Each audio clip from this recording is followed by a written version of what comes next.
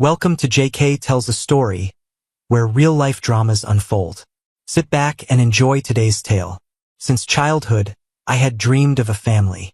I imagined a loving and supportive wife, wonderful children, and a happy life. But just when I thought my dreams were about to come true, everything collapsed. My wife suddenly decided that she needed a little more time before starting a family. Michael Harris, a structural engineer for Boston Construction Group, never ceased to amaze his colleagues with his analytical approach to complex building projects. One Saturday afternoon, I was watching my favorite Red Sox play against the Blue Jays on NESN. The game was being broadcast from the historic Fenway Park, known for its iconic green monster wall and rich baseball history.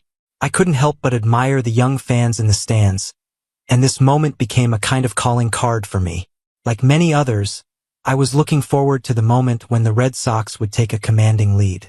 The excitement increased when the Sox won 6-2 in the 7th inning, and the Blue Jays changed pitchers. At that moment, my wife of 6 years entered the room with a beer for me and a glass of wine for herself. I couldn't help but turn my attention from the game to my wife Rachel. "Sorry, honey, but seeing my wife in those fitted jeans and that lovely blouse was much more interesting for me," I said. "Enjoying your childhood pastimes, huh?" Rachel teased me, looking at the big screen. "Yeah, but nothing beats quality time spent with my wife," I replied, making her blush as she settled down next to me on the couch. I couldn't help but admire her as she sat there. "You guys are just so predictable," she giggled, adjusting her position slightly and shrugging her shoulders playfully. We sat in comfortable silence, watching the Red Sox score 2 more runs until Rachel decided it was time to chat during the commercial break. Rachel was enthusiastic about suggesting we go to Austin next weekend to start preparing for having a child. She suggested I could attend a construction industry expo while she went shopping or explored the city. I caught Rachel's hint and gave her a sidelong glance. "Are you sure you don't want to come to the expo with me? Maybe I'm contagious or something," I joked innocently. I felt her body press against mine. "I was thinking maybe we could both take some time to ourselves this weekend before diving into all the family planning and officially starting our journey together," she suggested, giving me her captivating smile and shining green eyes. She knew it was difficult for me to refuse her, especially when she used that charming smile, a tactic she'd been using on me for the past 8 years since we got married. But at that moment, something about her offer didn't seem right to me. I didn't fully accept her idea, but I didn't reject it either. "Of course, we can figure something out. Let's go to Austin," I said without much enthusiasm. "We can both take Friday off and leave Thursday evening." Rachel seemed delighted with the plan. "I'll arrange everything, trust me," she said impatiently. The thought of our trip didn't leave my mind until late Friday night in our hotel room when I turned on ESPN. By that time, we had already had lunch at a local diner and visited the Austin Science Museum. I asked Rachel about our evening plans, thinking about what to wear. There was silence before she answered, and I noticed a slight tremor run through her body. "Well, for you, there's a construction industry networking event tonight at the Austin Convention Center. You'll be sitting with some of the top engineering firms in Texas, where you can enjoy food and drinks," she explained. "As for me, I plan to have dinner, then drinks and dancing. I'll be at one of the upscale clubs in the city. I don't know when I'll be back, and I probably won't be available on Saturday. When we get home Sunday evening, we can have an intimate night without any obligations and start our journey towards starting a family." "Wait, are you serious? I can't let you go out in Austin alone for 2 nights. What about our relationship? What about the promises we made to each other?" I exclaimed. Rachel looked at me as if I needed everything explained slowly, which was probably true. "We always talked about having children as soon as we turned 30, even before the wedding, remember?" she concluded. "But I came to the conclusion that since most of the work will be on me, I deserve this, a small reward for it." "A reward? Are you serious?" "I don't recall any reward clause in our wedding vows," I said with displeasure. "You may not be experiencing the physical changes and sacrifices associated with carrying a child for 9 months or postponing your career for the sake of raising children, but I am. You're the one who works hard to support our family and might miss important moments like a child's first words. Shouldn't that mean something? I asked, my tone bordering on pleading. She dismissed my concerns as unimportant. We've been together for 8 years, Mike. Have I ever given you a reason to doubt my love or loyalty? She asked. No, I replied. But I want something for myself. A bonus, a weekend romance. Not love, just desire for a day and a half. After that, we can forget about birth control pills, and it'll just be you and me forever. But all I hear is me, I snapped. They say there's no I in team, but there's no I in us either. If you do that, we won't be us anymore. Are you saying that you and I will stay together forever if I agree to this? What happens if we decide to have another child? Will the situation be the same? In any case, it won't happen soon. Do you see how serious I am about this commitment? I asked. I didn't ask for your consent, Mike. I don't need it, she stressed. I just told you about my plans. I'm quite capable of making decisions about my body. It won't change our relationship if you drop your ego. It's not about my ego, Rachel. Before I think about my ego, I need to deal with your extreme selfishness. I snapped. Maybe I should find the same kind of entertainment as you're planning. Her expression changed. The superiority she had shown a few minutes ago disappeared, and she began to look insecure. You take the car, and I'll take an Uber to get to my destination, she said, seeming to realize that I wasn't the kind of guy she had assumed.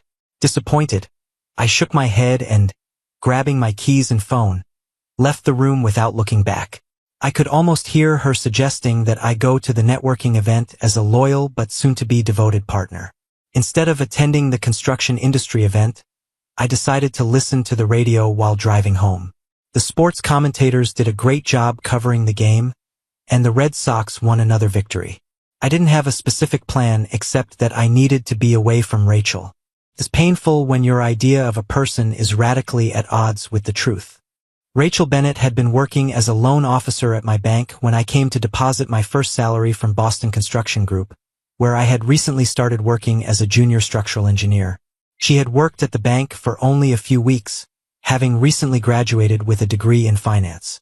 While standing in line, I noticed a petite blonde with green eyes and what seemed to be an engaging smile under a professional blouse. She chatted casually with customers and quickly processed their transactions until it was my turn at her window.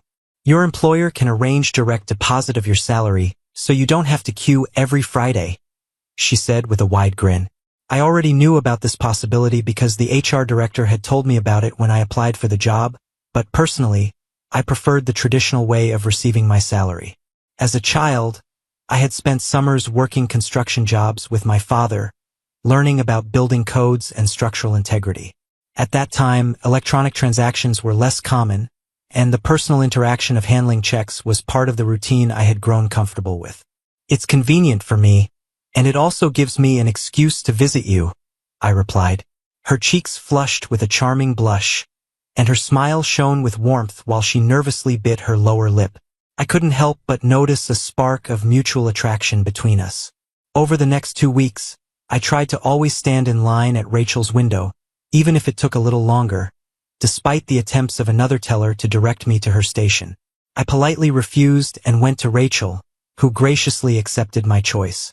Although I pride myself on my composure and rationality, traits that serve me well in structural engineering where precision and careful calculation are essential, I must admit that I feel comfortable and confident around women. A week later, I gathered the courage and finally asked Rachel out on a date, to which she agreed. I soon discovered that Rachel was not only sociable and intelligent, but also came from a wealthy family that continued to provide for her in certain ways. After meeting her parents, I learned that her father, a well-known attorney in our city, was strongly attached to his only daughter. It became clear that Rachel was used to getting her way thanks to her father's wealth and connections. As Rachel and I advanced in our careers, she moved to a senior position at the bank while I progressed to senior structural engineer at Boston Construction Group. We found satisfaction in our achievements, much to the delight of her parents. John Bennett, Rachel's father, emphasized the importance of maintaining the lifestyle Rachel was accustomed to. He made it clear that treating his daughter with respect and fulfilling my responsibilities toward her would allow me to take my rightful place in their family, but he warned that mistreating her would be unacceptable. "Be careful. If you cross my path, you'll have an enemy for life," John warned me. "My name is Michael, but most people, including Rachel, call me Mike. There's a tradition in our family that the firstborn son is named Michael, and since my uncle's passing, my parents have called me Mike. Rachel's parents are the only ones who don't adhere to this tradition. All the members of the Bennett family, except John and Barbara, know me as Mike." A year and a half after our first date, Rachel and I had a beautiful wedding that surprised not only me but also my parents with its extravagance. The ceremony was conducted by a state judge, and among our guests was a United States representative whom Rachel affectionately calls Uncle Robert. Before tying the knot, Rachel and I decided to wait until we were 30 before starting a family in order to advance our careers and improve our financial situation. We decided to go to Austin for the weekend shortly after her 30th birthday. In a hurry, shortly before midnight, I packed 2 suitcases and put the most valuable items in the trunk of the car. I called my younger brother David, who agreed to let me stay at his place an hour away while I sorted things out. Both he and his wife promised to keep my whereabouts a secret, even if it meant hiding it from my wife. As my 30th birthday approached, I was preparing for what I thought would be a romantic weekend trip to Austin, wanting to relax and reflect on our upcoming family plans. 2 weeks before the trip, I packed my things in 2 suitcases and loaded them into the trunk of my car at midnight. I contacted my younger brother David, who agreed to let me stay with him an hour away from home while I sorted out my life. Not knowing where Rachel was, who was most likely busy with her plans, I knew she would be surprised by my departure when we were supposed to return home on Sunday morning. This thought haunted me that evening. I wondered what made Rachel seek fulfillment elsewhere and why I had allowed it. I wondered if I looked weak or submissive in her eyes by trying to accommodate her desires. She would soon realize how wrong she was. Saturday morning was spent on the practical financial tasks that might seem trivial but were necessary. Canceling our shared credit cards and transferring half of our savings to a new account in my name. It was unclear whether Rachel returned to our room on Saturday and found that I was missing or whether she wasn't there from Friday evening until Sunday morning. Anyway, the first message I received from her was at 9 o'clock on Sunday morning. "Where are you? We have to leave at 11 o'clock, she wrote. I showed the message to my brother, and we chuckled while enjoying mimosas on his back porch. He got up to check how the bacon was cooking for our brunch, while my wonderful sister-in-law Lisa was in the kitchen making homemade hash browns. In difficult times, family comfort is truly incomparable. "This mimosa is really amazing," my sister-in-law Lisa said, asking if there was any way to make peace with this foolish woman. She noted the strength of our marriage and my deep concern for Rachel. I was ready to do anything for her, but the way she behaved in this situation made it clear that I wasn't the main priority in her life. Half an hour later, another message came with a similar reminder. After a rapid succession of increasingly desperate voicemails, her message at 10 o'clock became a realization that there was no way she could get home despite the fact that I had driven us there. The next voicemail was filled with anger and threats, followed by a plea for help as she tried to extend her stay at the hotel but couldn't due to her credit cards being canceled. Around 5 o'clock, my brother's phone rang while the 3 of us were still sitting on the back porch, having enjoyed several glasses of mimosas. He glanced at the caller ID and raised his eyebrows, silently inviting me to answer if I wanted to. I shook my head, indicating that I wasn't interested. Instead, he handed the phone to Lisa, who was noticeably more sober than my brother and me. "Hi, Rachel," she began. "I'm answering David's calls because he's a little too relaxed to do it himself. Yes, we're aware of what happened. We have no information about his current whereabouts," Lisa said. She then questioned Rachel's actions, expressing disbelief at how she could betray such a kind person. Rachel's response left much to be desired. Lisa rolled her eyes and made faces while talking on the phone. Lisa replied with a couple of vague acknowledgments, after which she wished Rachel good luck and hung up. Turning to me, Lisa insisted, "I gave you a head start. You owe me a favor." Did you even realize that you had a disagreement with her and then left without giving her a chance to explain everything? You're really insensitive, you know? You're not buying this, are you? I began. No, I don't believe that, Mike. I'm just telling you what she said and what she's probably telling others while trying to find you, Lisa replied. Damn, I muttered. Can someone pour me another mimosa? David gladly agreed, once again showing why I consider him a great brother. I'd already had 8 mimosas. There was no chance I would be coherent anytime soon. Despite being hungover on Monday morning, I managed to get to work on time, even though I wasn't dressed appropriately. Upon entering my boss's office, I quickly informed him of my decision to either quit or immediately transfer to another office. I told him everything, even mentioning my vague idea of temporarily disappearing. I hoped this would give me the opportunity to take a break from my wife, or rather from my domineering father-in-law, who might spend some time looking for me. In addition to requesting a transfer, I also asked my boss to officially use my middle name, Thomas, and to keep any information about me confidential within legal bounds. After my boss agreed, I accepted a position at our Austin office. Boston Construction Group had recently opened a Southwest division to handle the growing Texas market. Half an hour later, Thomas Harris was starting a new life, leaving behind old ties with Boston and the main office. A week later, I started my duties as a senior structural engineer in a 2-bedroom apartment provided by the company for relocated employees. So that my wife couldn't track my calls and bills, I decided to buy a new phone and change providers. I shared the new number with only a few trusted people back home. Not counting my parents, my brother informed me that my mother disapproved of my actions and seemed to support Rachel. I didn't want to face her judgment and risk her giving my number to Rachel. Unfortunately, my father unwittingly found himself in the middle of this conflict. I knew that if I gave him my contact details, Mom would most likely convince him to share them, which would cause potential tension between us. That's why I decided not to involve him in this situation. Fortunately, David and Lisa were reliable confidants, and I was sure that Mom wouldn't be able to get my number from them despite her persistent attempts.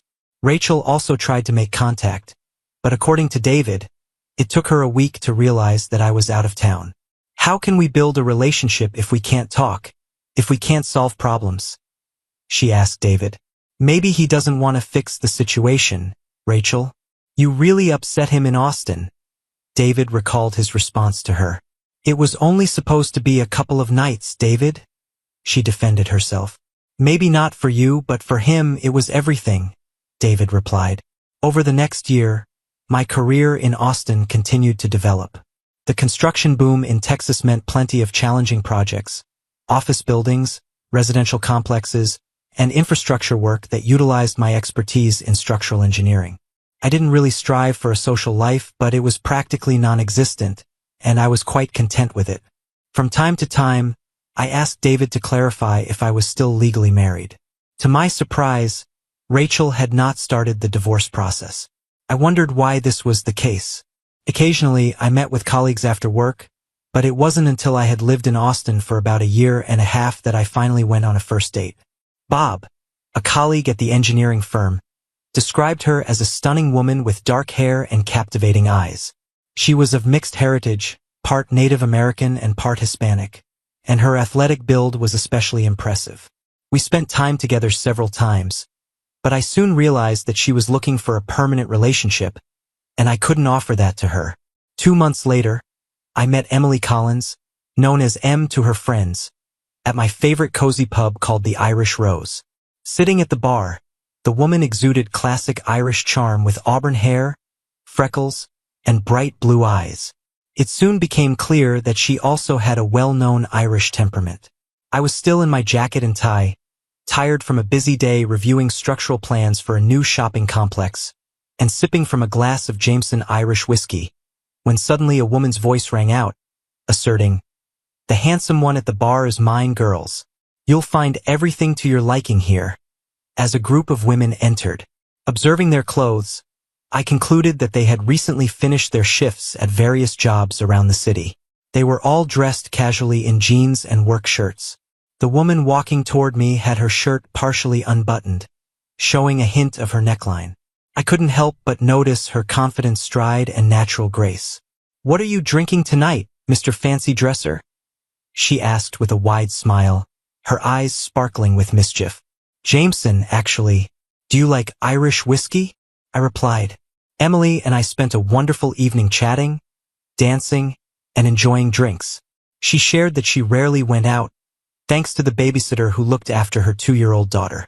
With some embarrassment, she admitted that she was raising her daughter as a single mother after the child's father had abandoned them when Emily was pregnant. That experience taught me some important lessons. My friends and I always make sure we look out for each other when we go out. We all leave together, or at least in pairs, she said. But my daughter is a real blessing. She's the most important thing in my life. She took out her phone, tapped it a few times, and showed me a picture of an adorable toddler with bright blue eyes and wispy blonde hair. "Do you have children?" she asked. "I don't see parenthood in my immediate future," I replied, starting to tell her about my move to Austin. I talked about the difficult situation I had found myself in with my marriage. After listening to my story, Emily asked if I was still married to the woman in question and strongly advised me to deal with this issue. I admitted that I knew this was what I should do, but at that moment, I was more focused on moving forward. Additionally, there was the problem of communicating effectively with Rachel. Emily and I started with a few one-on-one outings and then gradually introduced her daughter Sophia to our adventures. Sophia was hesitant at first but eventually warmed to me when I knelt down to her level and began to actively engage with her. I had read about this approach in a parenting magazine at my dentist's office, and whoever had written that article was truly brilliant. Emily quickly recognized that I had become Sophia's favorite adult after her mother. Sophia often sat on the floor while Emily and I relaxed on the couch, and then she would crawl into my lap like a puppy and fall asleep, which not only impressed Emily but also brought me immense joy. Despite our deep connection, the topic of exclusivity never arose between Emily and me.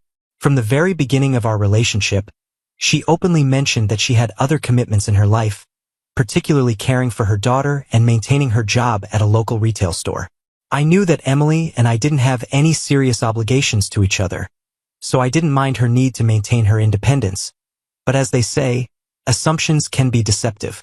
I assumed that Sarah, whom Emily mentioned occasionally, was just a friend from work or perhaps a neighbor who helped with babysitting. We never talked about Sarah in great detail, just as I assumed Emily didn't discuss our relationship with Sarah extensively. But after about 3 months of our relationship, she casually started talking about how she had gone shopping with Sarah for summer clothes a few days before, and then my assumptions needed some clarification. "Sarah sounds like a good friend," I said, trying to learn more about this person who seemed important in Emily's life. "Oh, she's much more than a friend," Emily said with a laugh. "Sarah is my younger sister. She moved to Austin from Oklahoma to help me with Sophia after her father left us. She's been incredible support. I honestly don't know what I would have done without her." She paused, looking at me with a mixture of curiosity and concern. "I thought I had mentioned that before. Are you sure we haven't discussed this?" I shook my head, feeling slightly embarrassed that I had misunderstood such an important relationship in Emily's life. "No, I don't think you mentioned she was your sister. I just assumed she was a friend."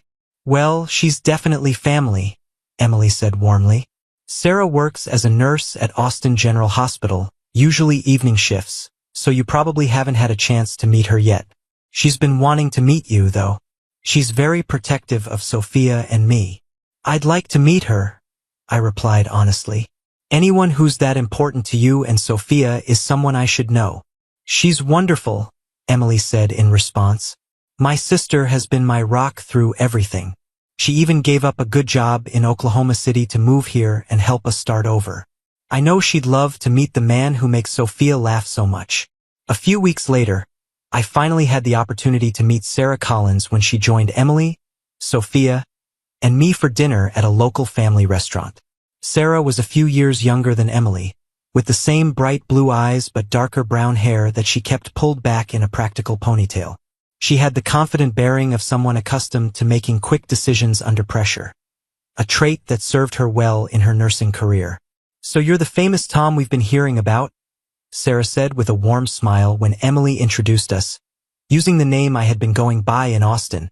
Sophia talks about you constantly. It was clear that Sarah was protective of her sister and niece, but she was also genuinely welcoming. She asked me thoughtful questions about my work in structural engineering, my adjustment to life in Austin, and my intentions regarding Emily and Sophia. I appreciated her directness. It reminded me of the engineers I worked with who valued honest communication over polite pleasantries. Emily tells me you're originally from Boston, Sarah said as we waited for our food. That's quite a change from the Northeast to Texas. What brought you to Austin? I gave her an abbreviated version of my story, focusing on the career opportunity rather than the personal details of my failed marriage.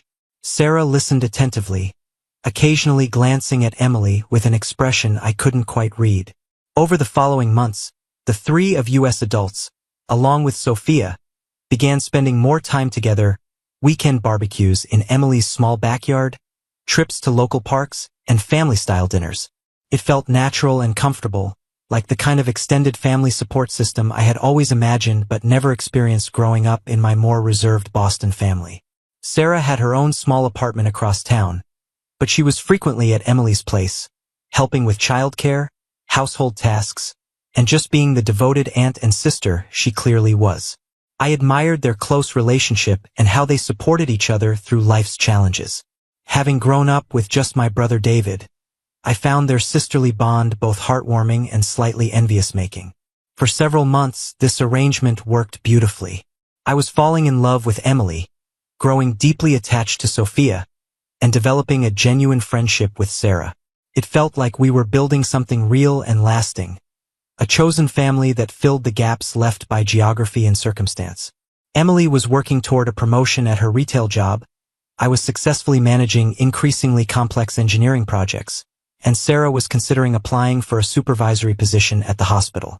Sophia was thriving in daycare, making friends and developing the confident personality that reminded me so much of her mother. Then, on a rainy Tuesday evening in November, everything changed in an instant. Emily was driving home from her evening shift at the retail store, where she had been working toward a management position. The weather had been terrible all day, the kind of cold, driving rain that makes driving treacherous, especially on Austin's hills and winding roads. I was at home, having picked up Sophia from daycare earlier, helping her with a puzzle while we waited for Emily to return. Sarah was working her regular evening shift at Austin General Hospital. It was a peaceful domestic scene, the kind I had grown to treasure over the months since meeting Emily and Sophia. The phone call came at 8:47 p.m. I remember the exact time because I was checking the clock, wondering when Emily would get home so we could have dinner together. "Tom, this is Sarah." Her voice was tight with barely controlled panic. "You need to get to the hospital right now. Emily's been in an accident." The next few hours passed in a blur of emergency room corridors, medical terminology I didn't understand, and the terrible waiting that comes with trauma. Sarah met me in the hospital parking lot, still in her scrubs, tears streaming down her face. "The other driver ran a red light," she explained as we hurried toward the emergency entrance. "Emily was hit on the driver's side. The EMTs brought her to us, but Tom, it's bad. Really bad." I had left Sophia with my neighbor, Mrs. Rodriguez, who had become like a grandmother to the little girl. Mrs. Rodriguez had simply nodded when I explained there was an emergency, taking Sophia into her apartment with promises of cartoons and ice cream. At the hospital, Sarah led me through corridors she knew intimately from her work, past medical equipment that she understood but that looked foreign and frightening to me. We waited in a small family consultation room while the trauma team worked. Dr. Martinez, the head of emergency medicine, finally came to speak with us around midnight. Sarah knew him from her work. They had collaborated on many cases. But tonight, his professional demeanor couldn't hide the sadness in his eyes. "I'm sorry," he said simply. "We did everything we could, but Emily's injuries were too severe. She passed away a few minutes ago." The world seemed to stop. Sarah collapsed into a chair, her professional composure finally breaking completely. I found myself standing in the middle of that sterile room, trying to process the impossible reality that Emily, vibrant, laughing, beautiful Emily, was gone. She didn't suffer, Dr. Martinez continued gently. She lost consciousness at the scene and never woke up. And there's something else you should know. Emily was carrying an organ donor card. Her wishes were very clear about helping others if anything happened to her. Even in death, Emily was thinking of others. It was so perfectly her that Sarah and I both started crying again. The next few hours were filled with the terrible bureaucracy that follows sudden death, paperwork, decisions about funeral arrangements, and the awful task of calling Emily's few distant relatives and her employer. But the most difficult task lay ahead of us. Telling Sophia. We picked up Sophia from Mrs. Rodriguez's apartment early the next morning. The little girl was excited to see us, chattering about the cartoons she had watched and the special breakfast Mrs. Rodriguez had made for her. She asked where her mommy was with the innocent expectation of a 2-year-old who had never experienced loss. Back at Emily's apartment, the same apartment where I had spent so many happy evenings, Sarah and I sat on the couch with Sophia between us. How do you explain death to a toddler? How do you tell a child that the most important person in her world is never coming home? Sweetheart, I began, my voice barely steady. We need to talk to you about Mommy. Sophia looked up at me with Emily's bright blue eyes, and I felt my heart break all over again. Mommy was hurt very badly last night, Sarah continued, her voice gentle but clear. The doctors tried to help her, but she was hurt too much. Mommy died, sweetheart. That means she can't come home to us anymore. Sophia stared at us both, processing this information in the way that very young children do. Not quite understanding but sensing the enormous change in her world. Is Mommy coming back? She asked finally. No, baby, I said, gathering her into my arms. Mommy can't come back. But Aunt Sarah and I are here, and we love you very much. We're going to take care of you. The days that followed were a blur of grief, arrangements, and the gradual realization that Sarah and I were now responsible for a 2-year-old child.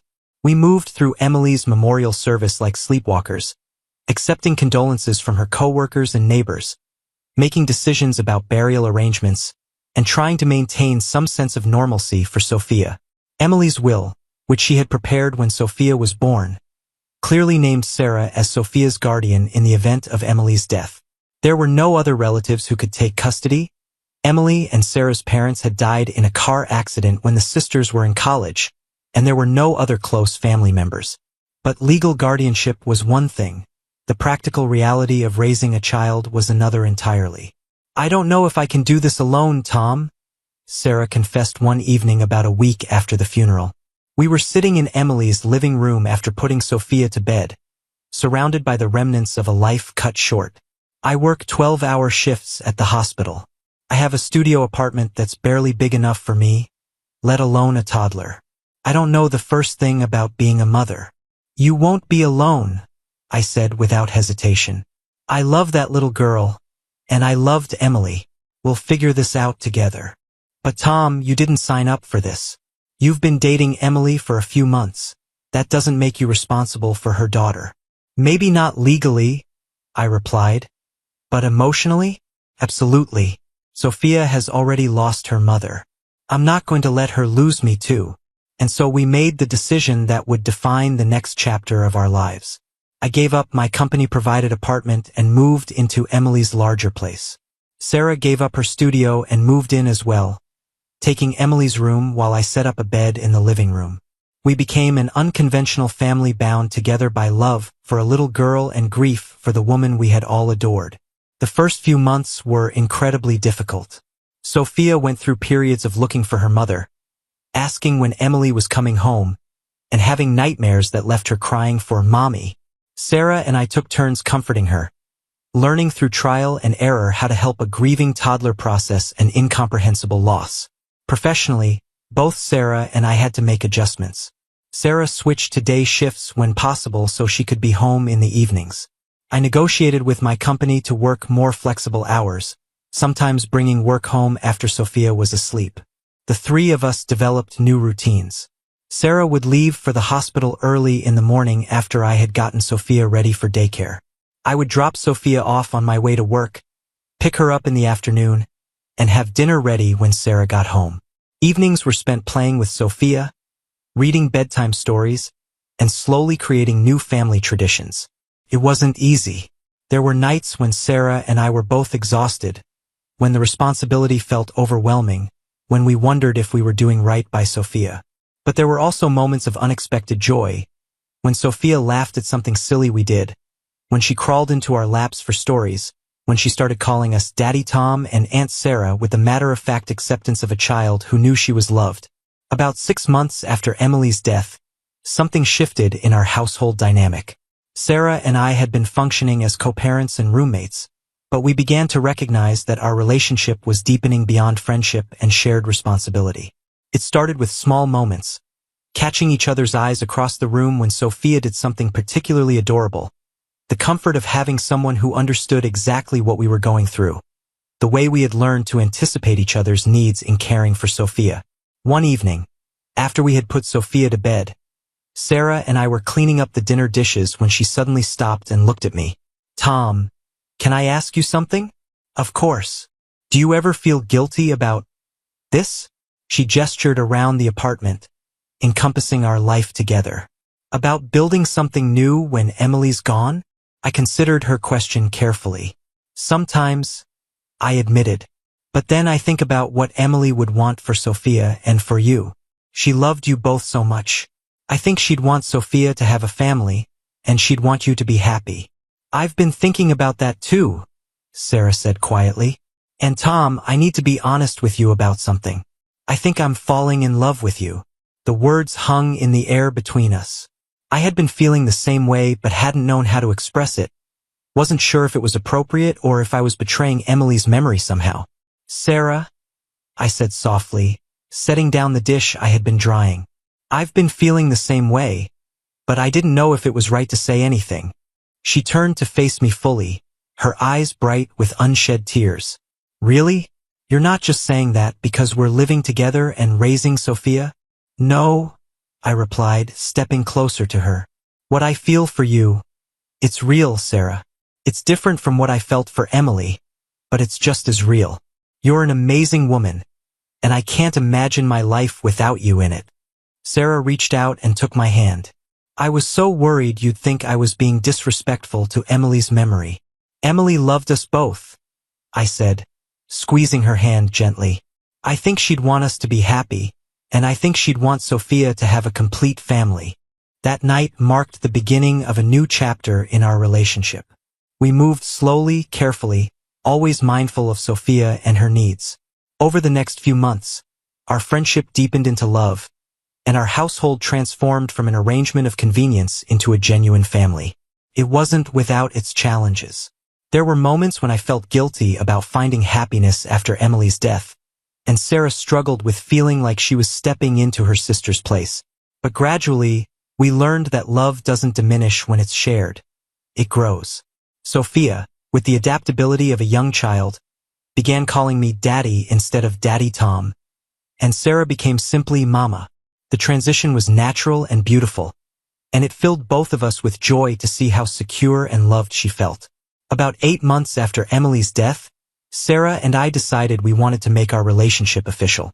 We were already functioning as a married couple in every way that mattered, but we wanted to give Sophia the security of a legally recognized family. It was then that I realized I needed to deal with a piece of unfinished business from my past. "Sarah, before we move forward with our plans, there's something I need to take care of," I told her one evening after we'd put Sophia to bed. "I'm still technically married to Rachel." Sarah nodded understandingly. "I've been wondering about that. Do you want me to be there when you contact her?" "I think I need to handle this alone," I replied. "But knowing you're here for support means everything to me." The next day, I placed a call to David back in Boston. "Tom, God, it's good to hear from you," my brother said when he picked up the phone. "How are you doing down in Austin?" "I'm doing well, David. Really well. But I need to ask you something. Do you know if Rachel is still in Boston?" There was a pause. "Yeah, she's still here." "Tom, are you thinking of coming back?" "No, I'm not coming back. But I need to get divorced, and I want to do it right. I've met someone, David. Someone wonderful. and we want to get married. That's fantastic news.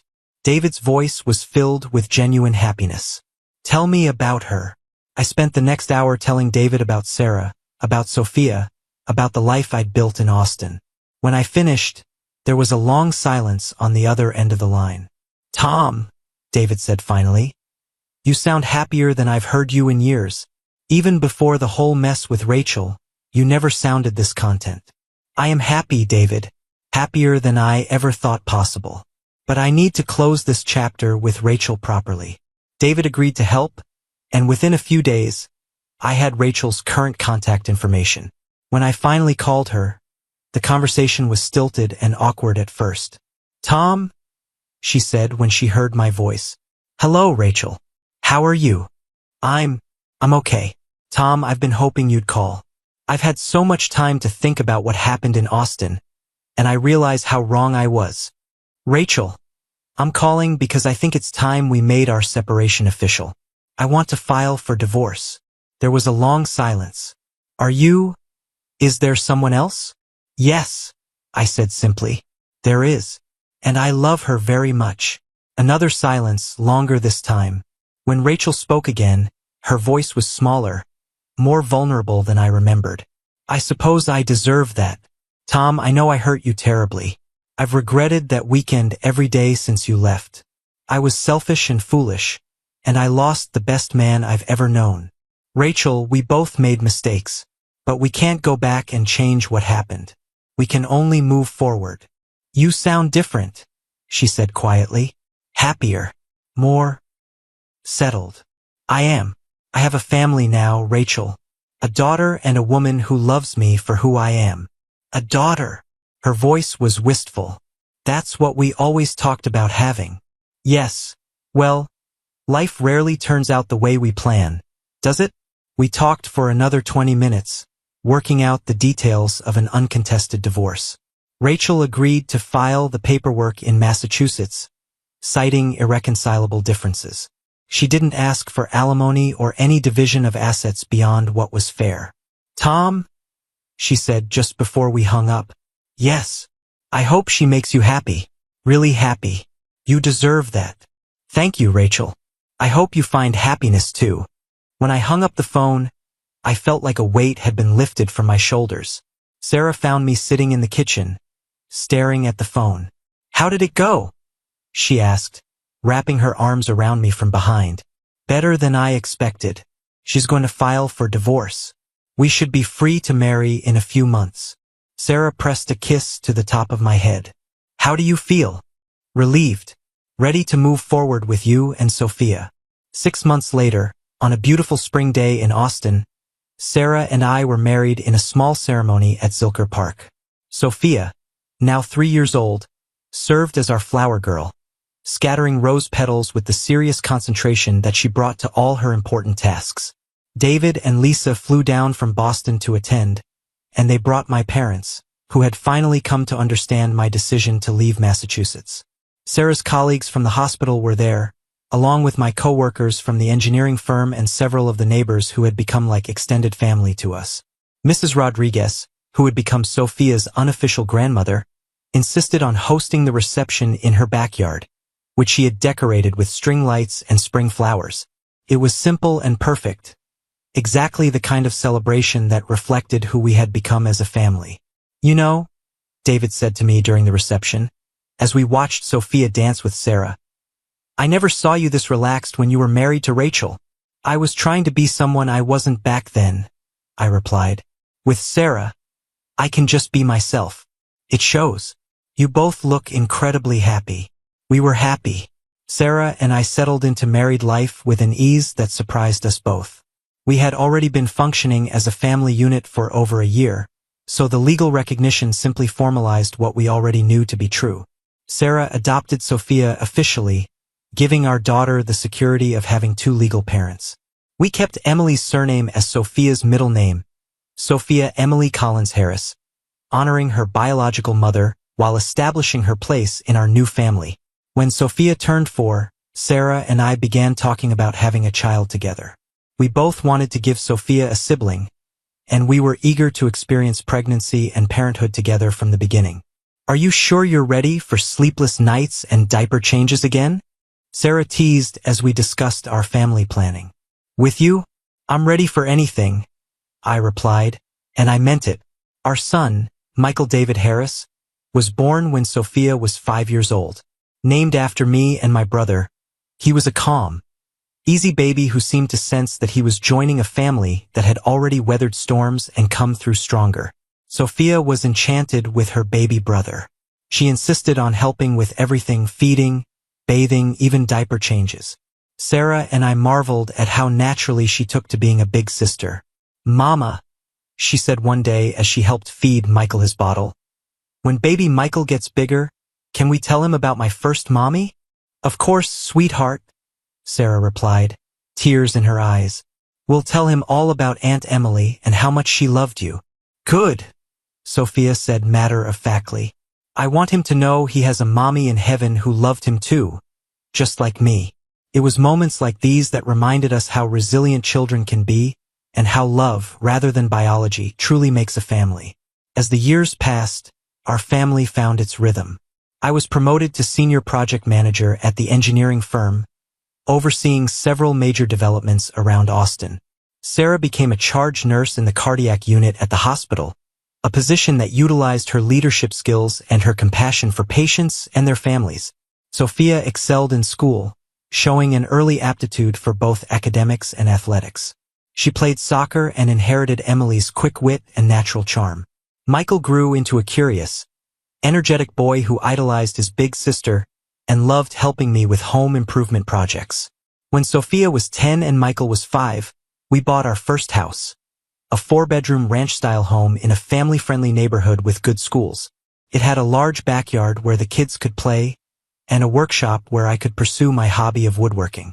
"This feels like home," Sarah said as we stood in our empty living room on moving day, watching the kids run through the house, claiming their new bedrooms. "It is home," I agreed. "Our home." We hosted Thanksgiving that year for the first time, with David and Lisa and my parents flying down from Boston. It was chaotic and wonderful, with Michael running around getting into everything and Sophia playing the perfect little hostess. "Remember when you thought your life was over?" Lisa asked me quietly as we cleaned up after dinner. I looked around at the scene, Sarah and my mother laughing over family photos, Sophia teaching Michael to play with building blocks, David and my father watching football and arguing good-naturedly about the teams. "Sometimes the best things come from the worst situations," I replied. I never would have met Sarah or had this family if things hadn't fallen apart with Rachel. That's a very mature way to look at it. It took me a while to see it that way, but now I can honestly say I'm grateful for how everything worked out. When Sophia turned 18, she decided she wanted to visit Emily's grave in Oklahoma, just as we had done when she was younger. This time, she wanted to go alone, as a way of connecting with her biological mother before starting college. "I want to tell her about my life, about you and Dad and Michael, about how happy I am," she explained. Sarah and I drove her to Oklahoma but stayed in the car while she spent time at Emily's gravesite alone. When she returned, her eyes were red from crying, but she was smiling. "I told her thank you," Sophia said simply. "Thank you for bringing all of us together." Sophia graduated as valedictorian of her high school class and was accepted to the University of Oklahoma to study education, wanting to become a teacher like her biological mother had dreamed of being. Her graduation speech was about the different ways families are formed and the power of love to overcome tragedy. "Family isn't just about biology," she concluded. "It's about the people who choose to love you, support you, and show up for you every single day. I've been blessed to have both kinds of family, the mother who gave me life and the parents who gave me love." There wasn't a dry eye in the auditorium when she finished. Michael, now 13, was going through his own period of adolescent questioning, but his challenges were different from what Sophia had faced. He was more interested in understanding how things worked than in questioning his place in the family. "Dad, why did you choose us?" he asked one evening as we worked together in my workshop. "I didn't choose you, buddy. I chose your mom and you came as part of the package. But choosing your mom was the best decision I ever made, because it gave me both of you. Do you think about your first wife ever?" "Sometimes," But mostly I think about how grateful I am that things worked out the way they did. If I hadn't left Rachel, I never would have met your mother or Sophia. I never would have had you. Michael nodded thoughtfully, processing this information in the way that teenagers do. I'm glad you left her, he said finally. Me too, son. Me too. As I sit here now, I'm 58 years old. Sarah is 55. Sophia is 25 and teaching second grade, engaged to a wonderful young man named Jake. Michael is 20, studying architecture at UT and dating a lovely girl named Rebecca. Sarah and I have been married for 22 years now. We've weathered life's challenges together as a team, always remembering that our family was built on second chances. Sometimes I wonder what would have happened if I hadn't walked out of that hotel room in Austin all those years ago. But I can't imagine any other life being better than this one. As it became known to me years later through David, my ex-wife Rachel never remarried after our divorce. At the age of 51, she passed away from complications related to substance abuse, having alienated most of the people who had once cared about her. When I learned of her death, I felt sadness. Not for my own loss, but for the waste of a life that could have been different. I looked around at the family I actually had, the one built from tragedy and choice and daily acts of love, and I felt nothing but gratitude.